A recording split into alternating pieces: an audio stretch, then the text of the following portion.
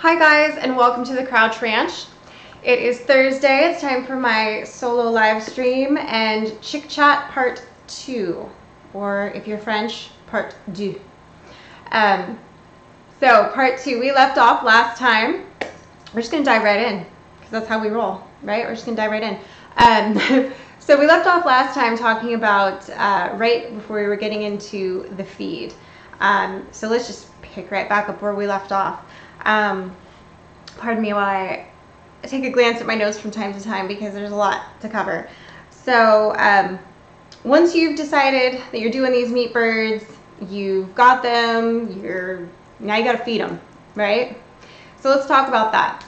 If you're just raising some chicks for your own family and friends, just so that you have your own meat supply, think about what your reasons are behind doing that. Is it just a fun experiment? Do you just want to see, show your kids where the meat comes from? Or are you doing it for health reasons? Are you doing it because you want to make sure that the meat that you're providing to your family and that you're consuming is healthier? Chances are it's probably a combination of the two things if you're raising them for yourself. So some things to consider when looking at the feed. And I've got two different, excuse me, hello, all of a sudden I'm a 13-year-old boy. A couple of things to consider, and I've got a couple of different feed bag tags here that we're going to talk about some of the differences in them. And I've talked about the differences in feed before in a previous live stream. I believe it was something about, soy. We don't need no stinking soy. Oh, hello. Hi, YouTube Connected. Hi, guys. Thank you. Hello, hello. I'm not ignoring you. I just want to get through my points first, and then I'll chat with you guys. Let's talk about that. Two things that are not great for us, not great for the environment, and not great for our animals is soy and corn. And if you buy the cheapest bag of feed, the top two ingredients are going to be soy and corn in some form, whether it's the meal or something. It's going to be, cornmeal and blah, blah, blah. It's always going to be that way. In your cheapest feed. So if you're looking at the $12.99 a bag or the $14.99 a bag, it's going to be that. And now your meat bird feed is going to be different than your layer feed. So yes, there are dual purpose birds that you use for both meat and for laying. However, if we're talking strictly about the Cornish variety, which is what we're kind of going over today, you're going to be thinking about the fact that they're not going to be laying eggs, so they don't need the extra calcium. So you're not going to be giving them layer pellets. So you do want to look for something that's going to be labeled either, meat bird, or sometimes you'll see it. I try to stay away from the ones that are labeled grower. If you see something that says grower, chances are the first ingredient is going to be corn, because grower equals fatter equals faster equals corn. So I try to stay away from anything with grower in the title, whether it's for my hog, whether it's for my chickens, whether it's for my pigs. Even when I was originally on my hunt for a good feed brand, I would always kind of steer clear of those. And I did, we've talked about it before, what kind of feed we use. I use King brand, which is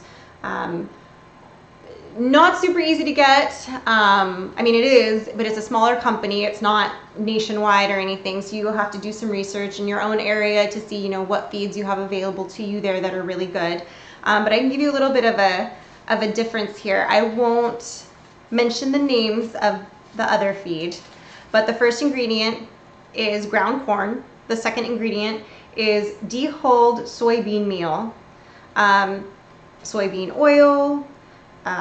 There's just, I ripped part of the label, so a little bit over here I can't see, but it's just a lot of, yes, you've got your added, vitamins and minerals, and of course the first ingredient is your crude protein, can't talk. And usually you're going to look for the levels that you're going to want for meat birds is going to be around 22% is usually what you're going to find.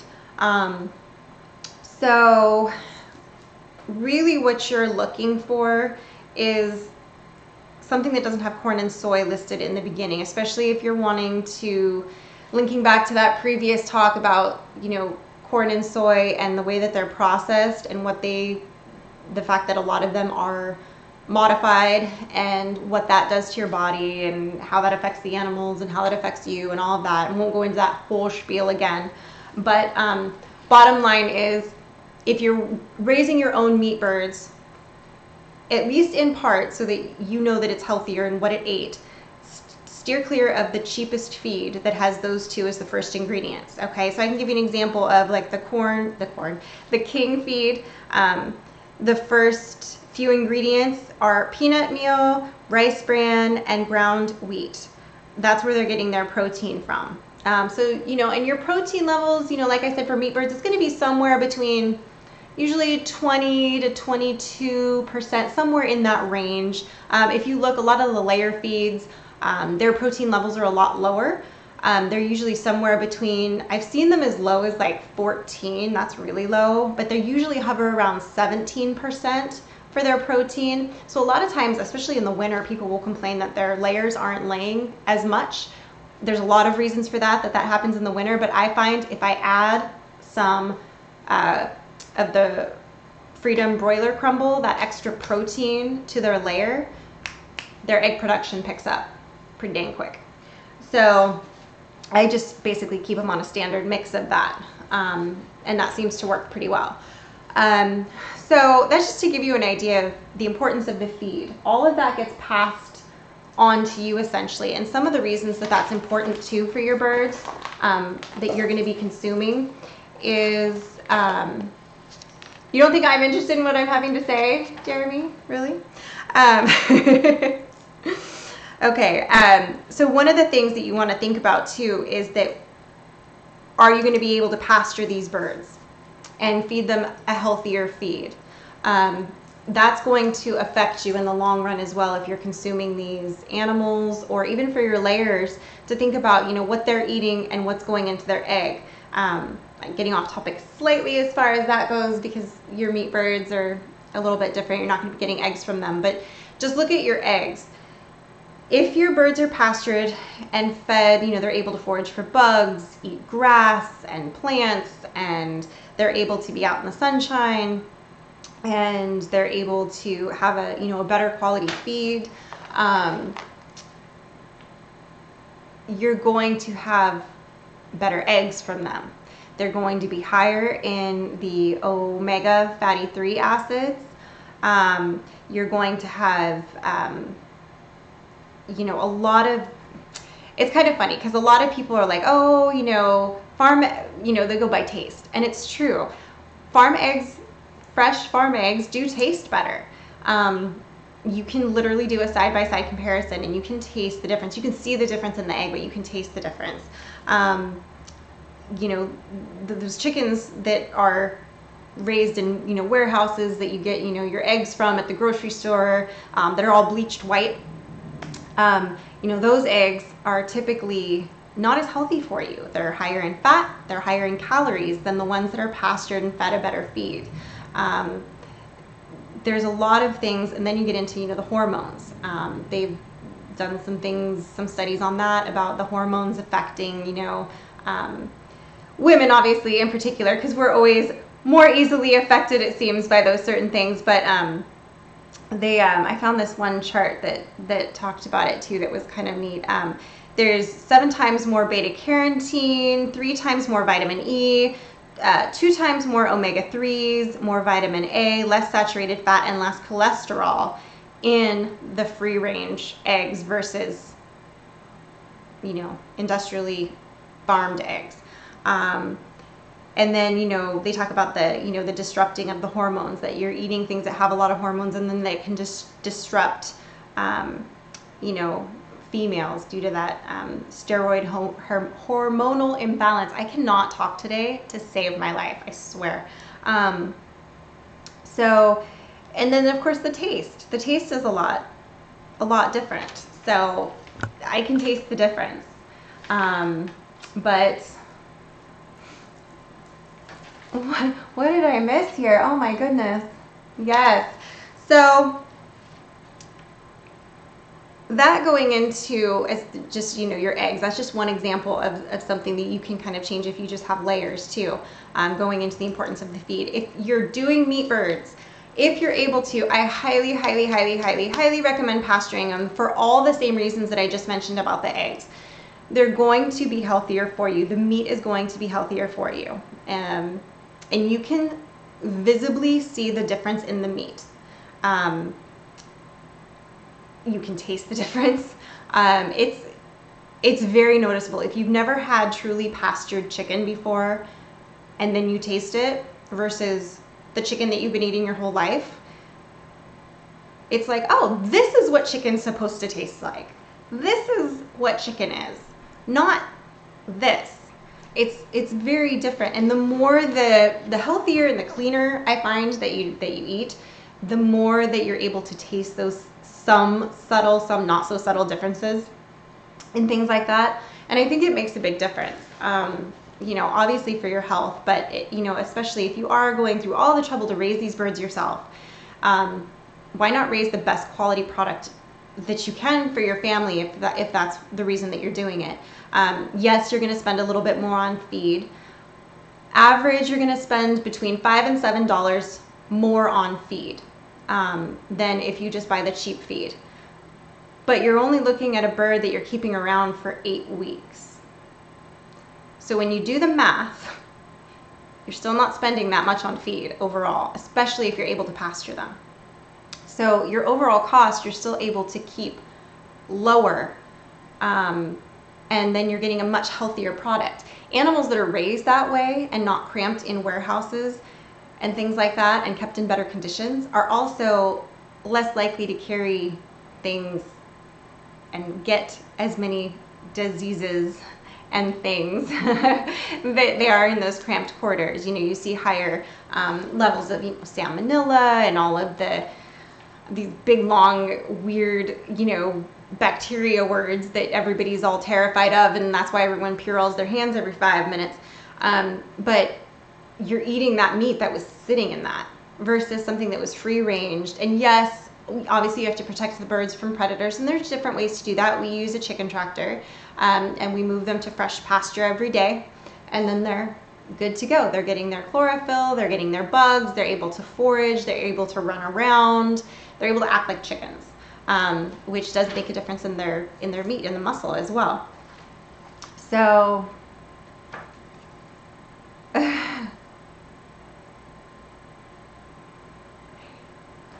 yes, I've heard. Yes, Brady was just saying I think he's talking pellets versus crumble. There's supposedly, you know, one is supposed to have less waste than the other, and I think sometimes it varies by birds. I use a layer pellet, but then I use the protein crumble, and I mix the two together. Everybody's eating just fine, so I figure it works out. Yes, you're gonna get. They do tend to like to scratch the pellets a little bit more, I think. But, you know, I have the little thing over it, but they still, you know, they're chickens. They're messy. It's birds do birds, man. Let's see. Where else was I with that? Okay, we talked about that. Next thing to consider. Now that you've fed them, now that you've put them out to pasture, now that obviously they're off heat because now you've got them in pasture. Now it's butchering day. You've marked it on your calendar. It's D-Day. What do you need? What are the things that you need on your little checklist so that you're prepared to go out there and by the end of the day have all those birds in your freezer? So not everybody can go out and get a plucker. If you are doing a large quantity of birds, like this year we're doing 200 chickens, I recommend a plucker because it's going to take you a minute. You're going to be so over plucking birds. If you're doing 10 or 20 or even just 50 and you're breaking it up, let's say you're going to do some at Cornish game hen size like we talked about last week, where you're doing them, you know, at the 4-week mark or thereabouts, and you're doing, you know, the 1.5 pound size, and you do half of them that way, and the other half you do somewhere in the 3 to 4.5 to 5 pound range if you let them go even a little bit longer. Oh, is it getting crazy in there? I haven't even been, I know, I need to consider that possibly. I might have to get Jennifer on board for that. You're right, YouTube connected, and thank you. I know, but the problem is I haven't been reading my comments because I'm doing my thing. So everybody just behave yourselves, and I will be there in a minute. Until then, Mama Jennifer's in charge. Okay. So, let's see. The things that you need for butchering. So you got to think about your freezer space. If you're splitting them with friends, if you just raised a small amount for yourself, you still have to make sure you have room for them. Okay. So, oh, good Lord, clearly. Oh boy, we'll get to that in a minute. I'm just going to ignore for now. That's I do that with my kids. Sometimes it's like, I don't want to see what's going on over there. I'm just going to ignore. All right. So back to what you need for butchering day.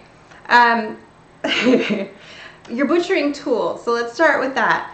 You're going to need a knife, at least one very sharp knife. I've gone through a few different kinds that I like. Sometimes I'll use one of those kind of almost looks like a box cutter blade, but it's meant for butchering. That's the one, you guys all know the story of how Mike almost offed himself that day. He was using that. His new little skinning knife, that Benchmade that he got, that is slicker than hog snot for doing a chicken. Let me tell you what, that is my new favorite go-to. I told him I want one for myself now because that was just good to go. So we do, you're going to want to make sure you have your cones, and you can either buy cones or make them. We like to make them. You just take a piece of board and a couple pieces of like the wire fencing, like chicken wire or whatever you have laying around that's a smaller gauge. And we also have, you know, our chicken hook that you guys have seen in the previous videos. So I can grab it out of the tractor, grab the chicken, take it over to the cone that we've made. So you've got your cone, now you need your knife. Sometimes you do need to tie off the legs, so we usually keep some twine around, and we'll do it on a fence rail because they'll kick themselves out, because obviously some of the chickens are different sizes, so they can kind of boost themselves out of the cone. So you want to make sure that they're secured in there.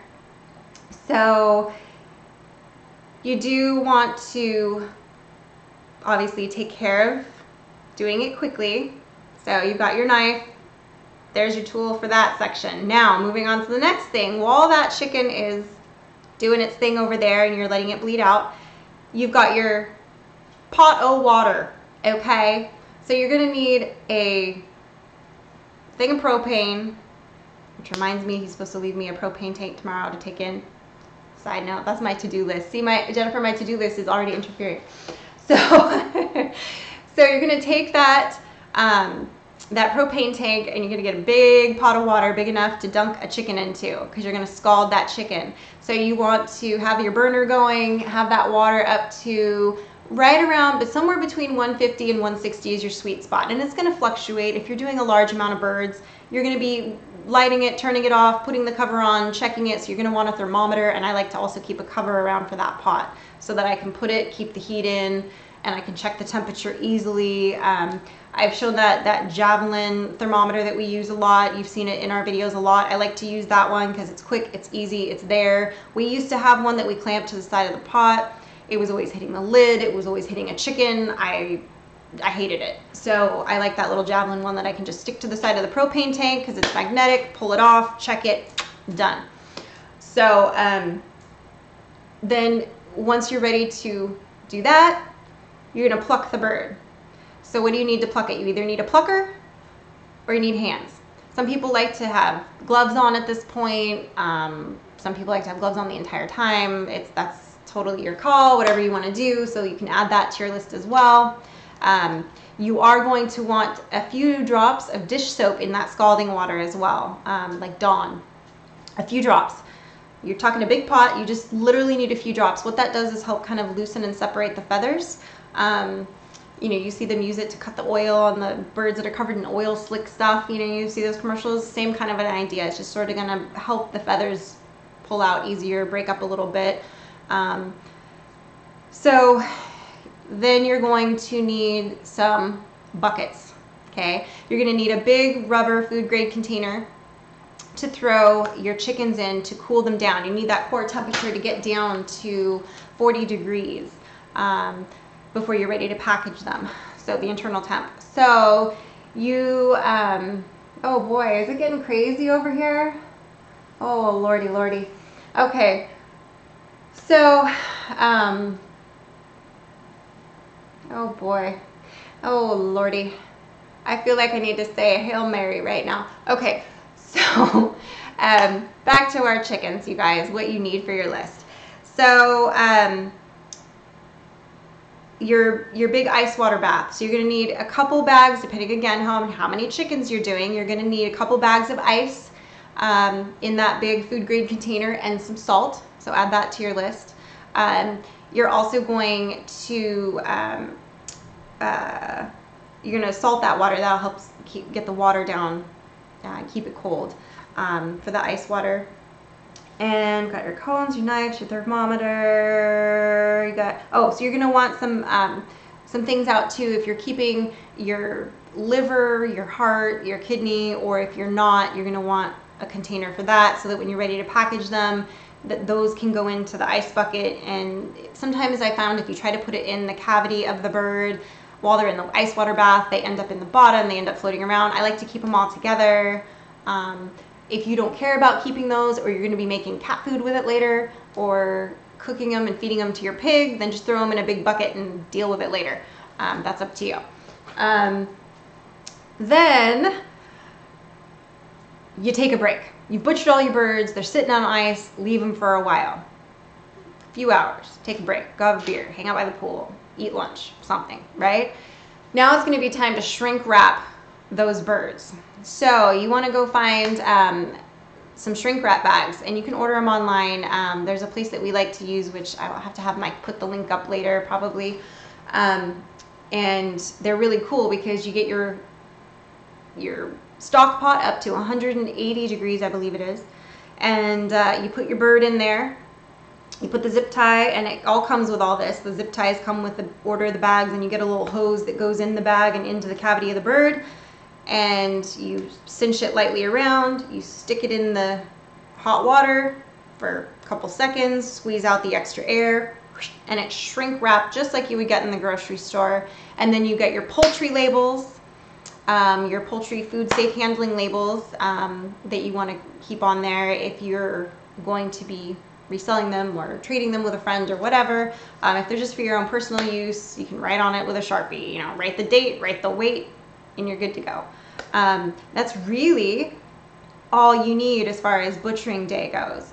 We also, side note, obviously make sure you have a hose available, a water connection right there with you while you're butchering, so you want to make sure of that. And we also like to keep an extra bucket available just for a quick rinse off of the knives, or you know, a little station that we can set up to kind of wash our hands off, you know, that kind of thing as well. So just something to consider as far as that goes. If you're doing birds. But I think I hit everything on my list. I believe I did. So that is it. We're good.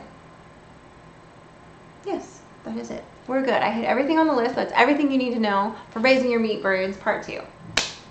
Fin. There we go. So now, what the shiitake has been going on over here? Good Lord. Okay.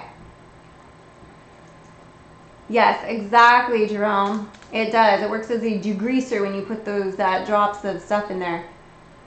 So there we have it. No, not interested in moving into cattle. I would like to do a bison.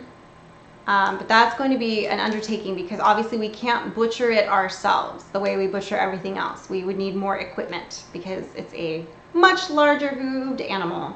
So it's in the works, but it's not yet. Not yet. So,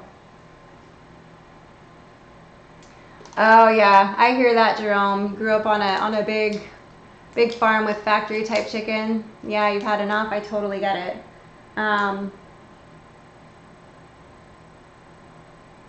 Oh, I still have that bikini. Of course I have that bikini from the prepper meal video, but I have, you know, lots of bikinis. I live in Southern California. Of course I have bikinis. Just a little chatting, no big deal. Okay. It seemed like it was getting crazy. We do, Caitlin. We do everything here ourselves. Occasionally we'll have a friend come help us with like a building project. Just because, for those of you who don't know, I'm very short. So sometimes it's really hard for me physically. Like, I'm strong, but I'm little. So I can't reach certain things. I can't do certain things. So I'm not always quite the help to Mike in those areas that he would probably like, you know, if I was like 5'7" or whatever. But you know, that's what happens when you're just barely over 5 feet tall. But so he'll do that, but all the butchering we do ourselves. Tony does help with the pigs. Tony and Mike do that, and we just butchered a hog this last weekend. So we're done with pigs for the season. We won't get another one till the end of the summer. But I think that's really the only thing. And mainly it started because Tony's a really good shot, and you know, Mike was like, you know what, I just don't want to, like, it's really, shooting a pig is really tricky because their brains are off center and high and in a, not where you think they would be. And so it's got to be just the perfect shot. Not that Mike isn't a really great shot, but it's different for him because he has helped raise the animal. It's just a little bit different. We got into this habit after the first one of just having Tony do it. And so now it's like a thing. It goes faster. They've got it down pretty good, and I help. I'm the runner. I get, you know, the beer and the trash bags, and I take the liver in, and I do this, and I run another tray out, and so I'm constantly running back and forth. I'm sort of their, you know. Exactly. Really, you're special.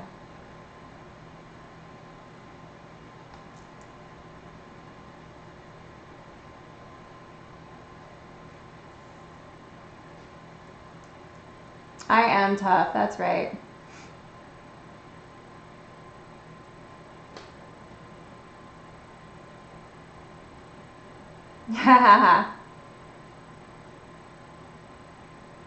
Oh, see? Oh, wow, Caitlin. You're even shorter than I am. My goodness. I don't run across that very often. So yeah, we do all of the butchering of the poultry ourselves and the swine, but everything else we do ourselves here. It's just essentially the two of us. And I mean, Mike does a lot of the breaking down, obviously, of the hog. He does all that. But I make all the sausage.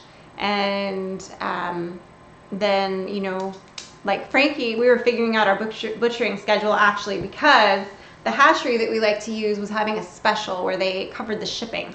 So it was basically like getting a third of the price off of the birds. So I ordered another batch. So because of that, I have to kind of rejudge my schedule for when I was going to be butchering everybody. So one of those weekends there's a conflict. So I told Frankie that she now has to help me that weekend with the butchering of the birds, and she was kind of like, really? Because she's helped a little bit, but she's like, hasn't been as involved. So I told her, I'm like, you and I are going to be doing it. So you have to like listen to what I say, and like, you're going to be my runner. You're going to go bring me another bird. You're going to check the water temp. You're going to do this. These are the things you're going to be in charge of. And so she's like, okay, you know.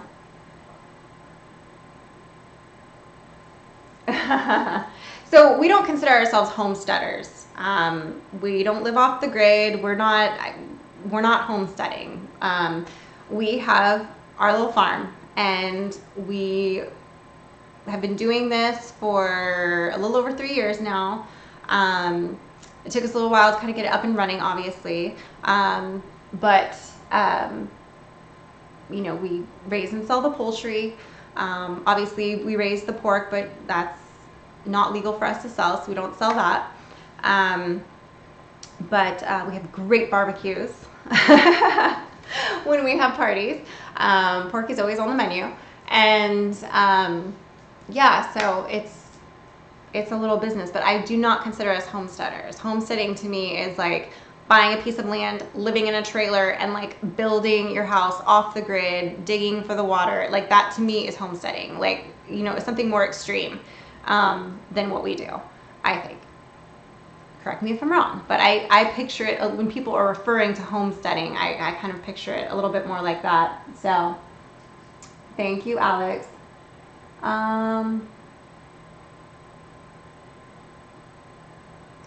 What was that? Oh, yes. Oh, yes, Jennifer. I agree. Make her a visual. He's having issues with chickens getting out and flying out of their fenced area. Yes. You can do a few things. You can put some aviary netting over the top, or you can clip one wing just to the pin feathers. So if you pull only one side, if you pull both, they kind of figure out how to still fly, and you still might get some that will go up. Certain breeds tend to fly more than others and go higher than others. They'll want to tend to stay with their flock in general. I'm guessing these are probably younger birds. That's usually when you run into that problem. But if you pull their wing out, you'll see the line of pin feathers, and then the flying feathers are the longer ones. You're going to trim to the pin feathers on one side. And then that will keep them from flying off. No worries, Jerome. I just don't want it. There was a whole thing on YouTube amongst a lot of the farming, ranching, homesteading channels that there was like a big, I won't name names, but there was like a big fight. And so I didn't want to get lumped into that category of like saying I'm something that I'm not, because I'm not. So. Hey, TJ, we're still working on the shirt thing. Yes, I've got some phone calls out right now. We're thinking about some different artwork. It's in the works, but we don't have anything to present to you guys yet as far as like, this is the design and this is how long, you know, we're doing the pre-sale, and I don't have any of that yet. But I will, but not yet, but I will. I did, however, break down and get a P.O. box, except they don't call it a P.O. box. They call it a PMB, whatever. But, and I posted that address, for that, because I've had a lot of people ask me like, oh, I want to send you something, or I want to just write you a letter or whatever. So that's on here, and I'll make sure Mike puts it somewhere else that makes sense, like on the channel or whatever, like on the main page or whatever, for that. So I've got that going. So hopefully, if I get cool stuff in the mail that I can like read during my lives on Thursday, and all that good stuff. Mike doesn't really want to do any flamingos in the first shirt. He really wants to do something a little different. So we're still kind of playing around with some ideas, but we'll see. We'll see. We'll get there. There's a lot of different places that are. We're looking at several different places. Plus, I have a friend that does shirts that she just started doing. So we're looking into possibly having her be able to do them. So I'm looking into some different options. And her husband's a vet too. There you go. But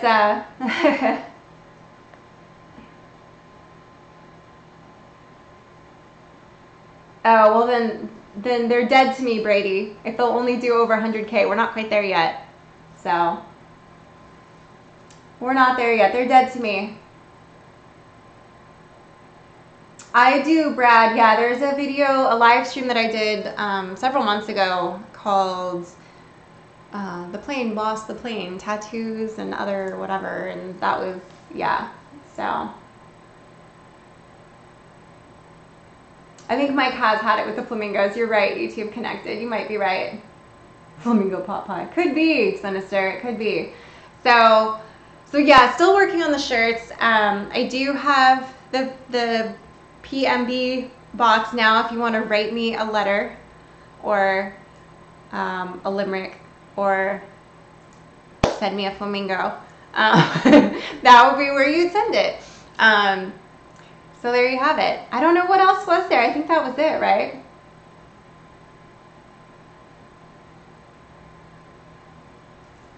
I have no idea what you're saying there, Ron, but okay. No plans for cattle. No, I think if we do, I mentioned that a little bit earlier. I think if we do anything, we might do a bison. and just keep it small. We're not going to be looking to, not at this point, to be selling any hooved meat, because that's a whole different process in California. So, oh hey, who's your back? Right on. Made it to alive. Yay, yay, yay. Thank you, Teodoro. So anyway, that's all the news that is the news here. Now you know what you need for D-Day and what to feed your chickens for Chick Chat Part 2. I have no idea what I'm going to talk to you about next week. Maybe I'll get to have a mail call. We'll see. We will see. We will see. Oh, I was going to bring my flask in here to show you guys. I keep forgetting every time I go live to bring my flask in that Jennifer sent me. Oh, hi. Thank you, YouTube Connected. She does not, Ron. She does not have a web link yet. She's kind of just started doing it out of her garage kind of thing, like for herself and whatever, but she's, you know, yeah, she's really good. They're super cute. I've seen some of her designs. So the cats are doing well. So, oh boy. So the cats. Okay.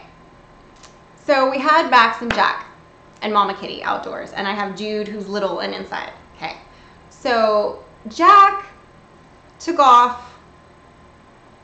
We're going to say that he took off. I'm pretty sure something got him. And he disappears. Like, he's with the kitty Jesus now. So I'm pretty sure.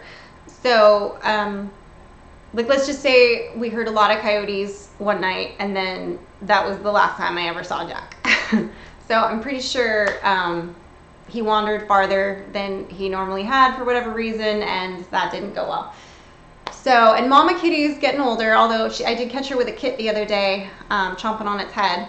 A kit, for those of you who don't know, is like a baby rabbit, a bunny, but they're referred to as kits. You did, Sinister, you picked out my flask. So cool. So, which is fine, because, no, we have so many, like, the bunnies are ridiculous, which is why this time of year, the gardening and all that is an issue. But, so, there was a little bit, I'm even hesitant to say anything, because Mike's going to watch this on his drive home, and then he's going to get mad at me. Oh, boy. Okay. So we kind of got in a little bit of a fight this week about these other cats that I rehomed here. And so that was an issue. But yeah, we won't talk about that anymore. But so there's a couple more cats now. But I'm not going to talk about them yet, because hopefully Mike doesn't see this yet, because I don't think he's realized they're here yet. I'm trying to just let him not realize they're here. So sometimes I just have to sneak the animals in, as he accused me of. But, like, anyway, I don't know. So anyway, okay, so moving on. Meat rabbits. We will like to do meat rabbits eventually. I know.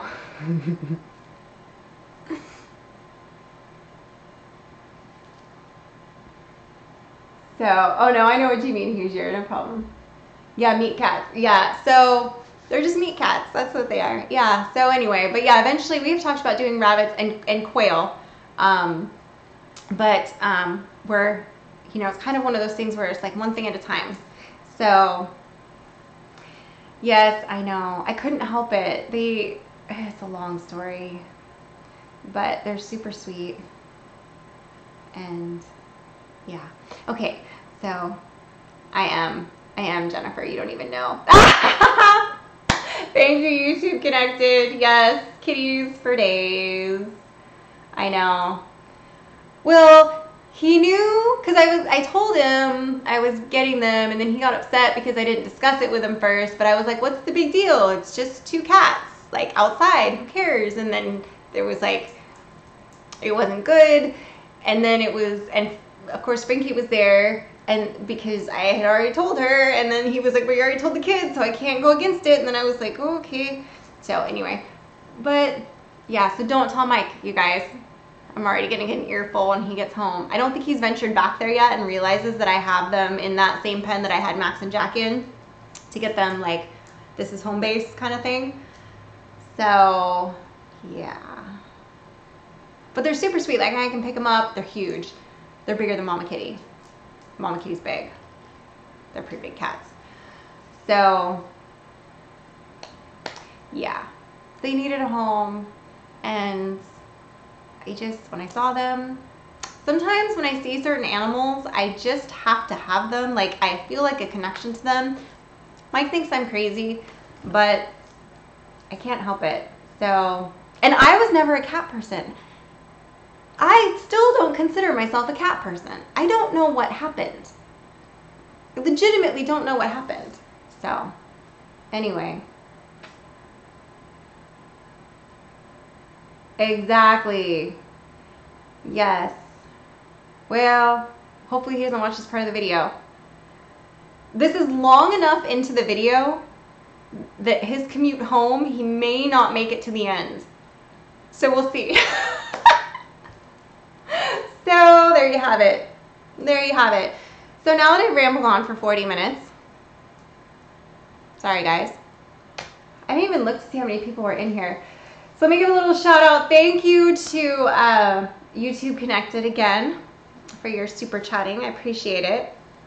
And yeah, I think one of these is a Maine Coon.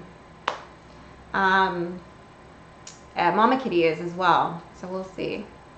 But yeah, I don't know, Roughneck. It's, oh man, it's bad. I don't know. It's bad. It's bad. All right, guys. So don't forget, we now have a P.O. box, only it's not called a P.O. box. What is that little? Yes, that's exactly what I'm saying. Don't let the cat out of the bag. Ah. I don't know what happened. I don't know what happened either. So don't forget to totally spinning off. This is what happens when I'm by myself. I get spun off into different directions. So that's all right.